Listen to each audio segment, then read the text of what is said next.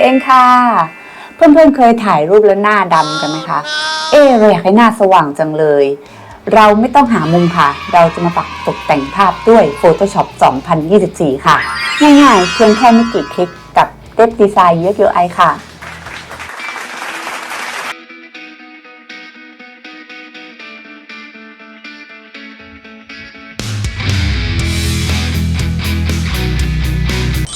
เพื่อนๆก็เปิดภาพขึ้นมานะคะจะเป็นภาพคุณผู้หญิงกับคุณผู้ชายท่านนี้นะคะขอบคุณภาพจาก Unsplash นะคะหลังจากนั้นเพื่อนๆก็ไปเลือกที่ Select นะคะเพื่อที่จะปรับหน้าใบหน้าของทั้งสองท่านให้ขาวขึ้นแต่เดี๋ยวเพื่อนๆจะเห็นว่าภาพมันจะสว่างและก็สวยมากเลยค่ะก็หลังจากนั้นเพื่อนๆเลือก Select นะคะแล้วก็เลือก Color Range ค่ะเดี๋ยวนี้ Photoshop 2024 ก็จะมีอะไรที่แบบเครื่องมือที่ใช้ง่ายขึ้นนะคะเพื่อนๆก็เลือกสกินโทนนะคะมันจะมีเยอะมากเลยว่าเพื่อนๆอยากปรับตรงไหนนะคะแต่เราจะปรับสกินโทนคือเราจะปรับใบหน้าของเราให้ขาวขึ้นแล้วก็อย่าลืมคลิกตรงนี้นะคะ Detect Face เพราะถ้าไม่คลิกมันก็จะไม่จับใบหน้าค่ะอันนี้เราให้มันจับใบหน้านะคะและในส่วนของ Fuzziness นะคะในส่วนของ Fuzziness เนี่ยเพื่อนๆสามารถเลือกเยอะเลือกน้อยได้แต่ว่าถ้าเลือกเยอะ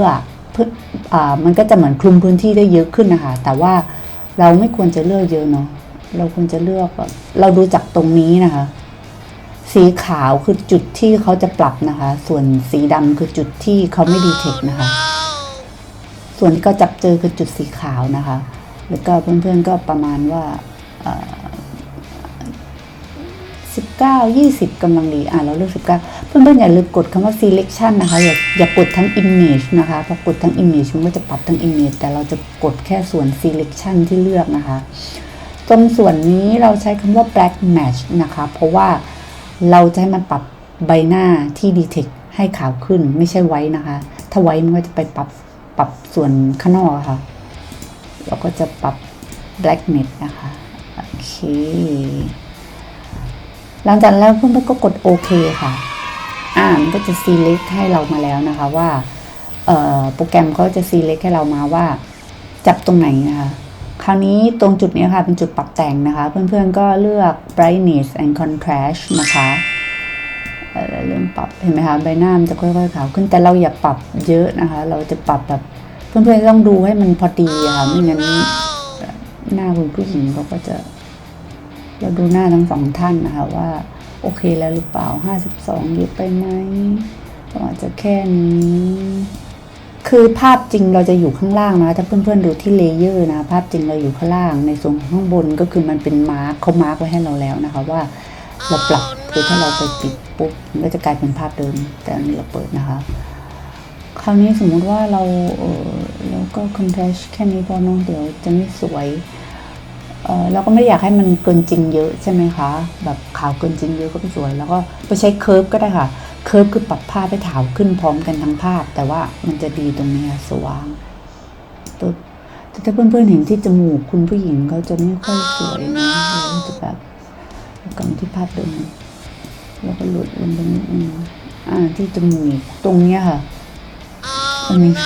จุดสังเกตตรงนี้อยู่ว่ามันมีจุดดำๆซึ่งเราไม่ควรจะมันเกิดเราว่าจะไปปรับตรงอื่นแทนอย่างเช่นเราไปปรับเกิดเราไม่ปรับครบ2เราไปปรับเราสามารถ delete ได้นะคะตรงนี้ถ้า delete layer นี้ออกได้นะคะ yes โอเคไปปรับที่เคิร์ฟ1นะเมื่อกี้เราปรับค้างอยู่นะมันก็จะสวยเห็นไหมคะหน้าก็จะขาวขึ้นตรงอื่นก็ไม่ได้เวอร์ไปอะค่ะโอเคแค่นี้ก็เรียบร้อยค่ะเคล็ดไม่ลับอันนี้เดี๋ยวจะทำให้ดูว่าภาพเดิมเขาเป็นยังไงนะคะภาพเดิมก็จะประมาณนี้แต่พอเราเปิดหมดตามที่เราปรับไว้ภาพมันจะขาวขึ้นง่ายๆค่ะคราวนี้เพื่อนๆก็สามารถนำภาพไปปรับตกแต่ง